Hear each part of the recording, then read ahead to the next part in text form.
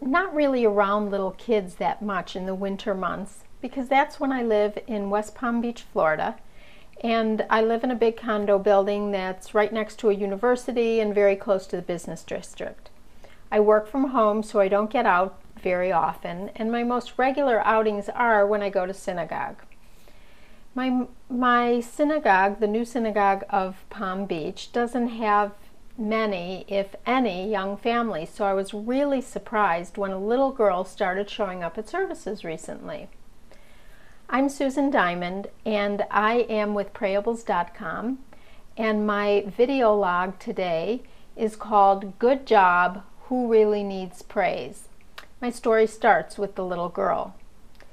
Bella is an adorable 6-year-old with a brilliant imagination, personality plus, and 10 times smarter than most of the old folks in my community, and we became friends.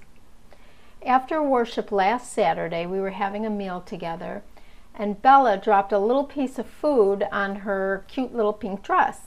She became very worried, and she told me that she would get in trouble when her daddy saw it.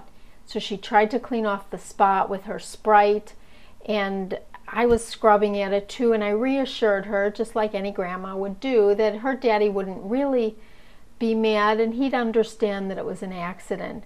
But she said, "No, really, I'll have to go to private school if I get my clothes dirty. He told me that, really." Well, after the meal, her dad came over to the table where we were sitting, and right away he saw the faint outline of the spot on her little dress, and he said, "Bella, you must be more careful. It's difficult to get stains out of pink." So I figured, well, that's how it goes in Bella's family. Neatness counts. I did some volunteer work with Family Matters, which is a leadership development organization, and they work with low-income kids in Chicago. They offer a course called Principles of Leadership. And there's some good advice to be gained from that course. Number one is be clear, be direct, and be directive. And then there's some bad advice too. They've got some cockamamie scheme about eliminating words from your vocabulary that are negative or weak. So you can't say can't, or but, or just, and it's just really a pain in the neck and very awkward. But the advice that was really startling and got me thinking was about praising children. And they recommend that you just don't do it. Because apparently there are some experts who say we're raising a generation of praise junkies. Alfie Kohn is one of those experts, and he's written 11 books and published numerous articles. One called 5 Reasons to Stop Saying Good Job. It first appeared in Young Children in 2001, and it's a masterpiece of common sense. You can click onto the Prayables website and get a link to it, or find it through Google, because it's really worth reading.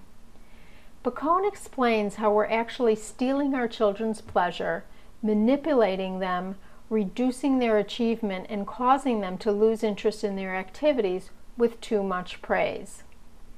Well, I try to learn something new all the time, and hanging out with Bella reminded me about the simple value of taking good care of what we have. It also caused me to reflect on my notions about child rearing, which opened me up to re-examine praise. I offer praise to God constantly. It does me good, and I'm pretty sure God's okay with it too. But when it comes to little children, I'm going to take Alfie Kohn's lead and the expectations set by Bella's dad. Because there is one who is above us all, who deserves the praise we offer, anytime and without restraint. And now I'm going to do a prayer reading from Prayables.com, and it is called Pulse of the Generations. We raise our faces to you, you who has sustained countless generations with the steadiness of your love, with the strength of your wisdom. You are the blood that unites us. You are the pulse that revives us. You are where we begin and where we end, where we are. I look to you with soul-bursting gratitude for the blessing of family and the gift of your presence within and around us. Thank you for listening to the video log today and the prayer from Prayables.com. We hope you'll come visit us at the website, and you can see the whole blog and many other prayers on Prayables.com. Thank you.